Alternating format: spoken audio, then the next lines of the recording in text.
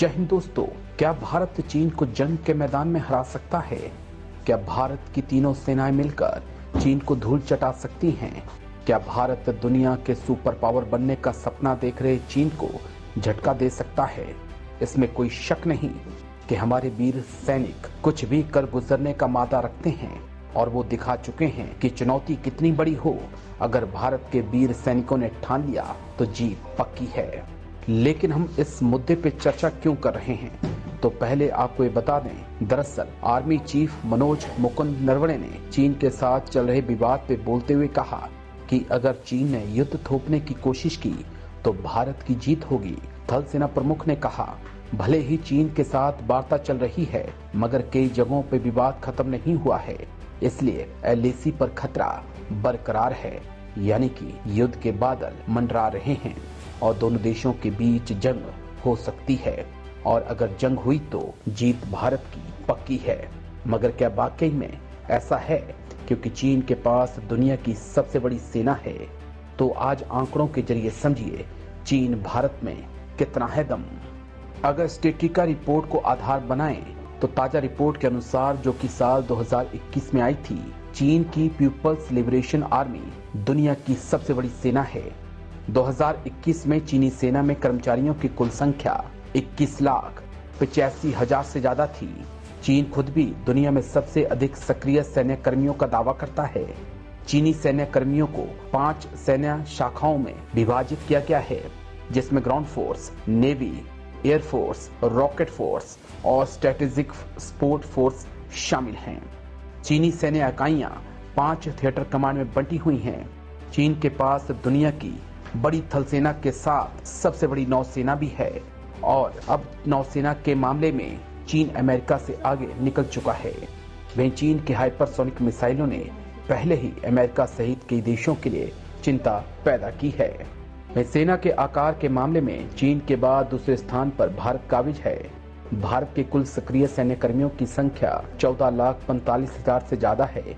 इसमें भारतीय थल सेना, वायुसेना, नौसेना शामिल है। इसके अलावा भारत के पास दुनिया की सबसे बड़ी पैरामिलिट्री फोर्स है। अगर मैन पावर की बात करें तो चीन के पास भारत से कम 7 लाख ज्यादा सैनिक हैं और यह आंकड़ा कम नहीं है, बहुत बड़ा है। आप 7 लाख को ऐसे समझ सकते हैं कि पाकिस्तान के पास 6 लाख के आसपास सैनिक हैं, यानी कि संख्या बहुत बड़ी है। तो फिर भारत किस आधार पर जीत की उम्मीद कर रहा है? क्या हमें गलतफहमी में रखा जा रहा है? क्योंकि चीन से हम 1962 का युद्ध हार चुके हैं और इस सच्चाई को नकारा नहीं जा सकता। तो फिर किस आधार पर आर्मी चीफ मनोज मुकुंद नरवणे ने जीत का दम भरा है? एक सैनिक होने के नाते जो मुझे अभी तक समझ में आया है वह यही है कि चीन के साथ भारत की सीमा पहाड़ों से भरी पड़ी है और पहाड़ों में भारतीयों से अच्छा कोई नहीं लड़ सकता। भाई, अगर चीन के पास 21 लाख से ज्यादा सैनिक हैं तो क्या वो सभी सैनिकों को भारत के खिलाफ जंग में उतार देगा? ऐसा संभव नहीं है, क्योंकि चीन के दुश्मन भी कम नहीं हैं और भारत के दोस्त भी कम नहीं हैं। भाई, एक बात और, जहां 2 सैनिकों की जरूरत है वहां अगर चीन 10 सैनिकों को भेजता है तो भारत के लिए उनको मारना और आसान होगा। अब बात चीन के हथियारों की कर लेते हैं तो चीन के पास आधुनिक से आधुनिक हथियार हैं और आधुनिक फाइटर प्लेन हैं, मगर ना तो चीनी सेना ने जंग में हिस्सा लिया है और ना ही उसके फाइटर प्लेन ने कभी कोई जंग लड़ी है। लेकिन भारत के पास तजुर्बा लंबा है। लाइव फायरिंग ड्रिल और जंग में बड़ा फर्क होता है और भारत के सैनिकों को जंग लड़ने का तजुर्बा और बारूद की सुगंध का पता है, क्योंकि कश्मीर और नॉर्थ ईस्ट में आए दिन 2-2 हाथ होते रहते हैं। वहीं भारत ने पिछले कुछ सालों में अपनी सेना को हर आधुनिक हथियार से सुसज्जित किया है, ताकि अगर चीन ने कुछ भी गलत किया तो जवाब दिया जा सके।